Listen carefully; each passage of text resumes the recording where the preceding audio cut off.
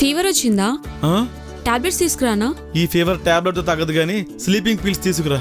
ఆ ఎలక్ట్రీషియన్ గారు తిన్న దెబ్బలకి పుత్తూరు వెళ్ళి కట్లు కట్టించుకున్నా తగ్గడానికి పుష్కర కాలం పడద్ది. ఎలక్ట్రీషియనా? ఏం మాట్లాడుతున్నావు? ఏదోలే, నా ఆత్మకోశాల బయటకు వచ్చేసింది. సర్లే, ఈ రోజు నుంచి నేను work from home. A me office లో కూడా కరెంట్ బిల్లు కట్టలేదా? సర్లే, ఆకలేస్తుంది, ఫుడ్ ఆర్డర్ పెట్టు.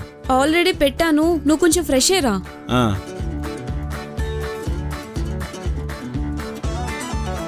అమ్మా.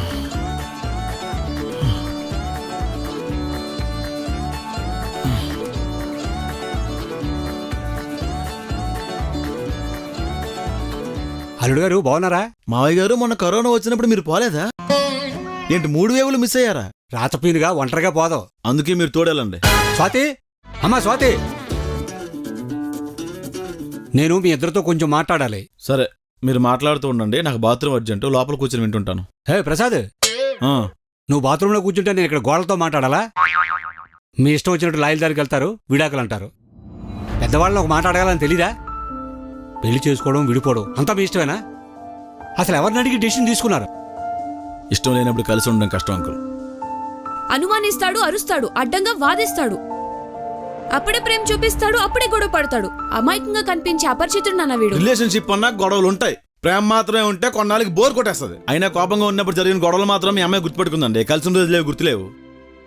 పేరెంట్స్ తోనో, బ్రదర్ తోనో, సిస్టర్ తోనో, రిలేటివ్స్ తోనో గొడవలు పడతాం, మళ్ళీ కలిసిపోతాం.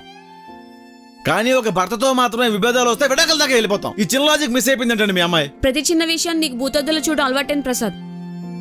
అయినా తప్పంత నాదే అన్నట్టు మాట్లాడితే ఊరుకోను. అబ్బో, వచ్చిందండి ఒగ్గలాడి. ఏం పీక్తా? మూతి మీద కొడతా. చా కొడితే ఊరుకుంటాం. మరి ఏం చేస్తావు? ఏంటి? ఆపడే, నా ముందే గొడవ పడతారా? మర్యాద లేదా? కూర్చొని మాట్లాడుకుంటే ఏ ప్రాబ్లం అన్నా సాల్వ్ అవుతాయి. వినడం చేతకాని వాడికి ఎంత మంచి కథ చెప్పినా వేస్ట్ డాడీ.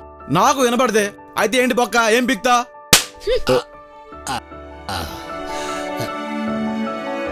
చూసారమ్మా ఎలా కొట్టేసిందో. సింహం చిక్కుపోతే వీధి కుక్క కూడా కరుస్తుంది. అయినా నీ విలువ నువ్వే తీసుకుంటున్నావు. పోన్లేండి, మీ అమ్మాయి వీధి కుక్కను ఒప్పుకున్నారు. ఈ విషయంలో మీకు 2 మార్కులు ఎక్కువేయాలి. అది కాదు అల్లుడు. ఏది కాదండి, బాత్రూమ్కి వెళ్తున్న వాడిని బాధపడడం తప్పు కాదు. ఈ పాడు ఫ్రెష్ అయిపోయి ఆఫీస్కి వెళ్ళిపోయాడిని. ప్రసాద్,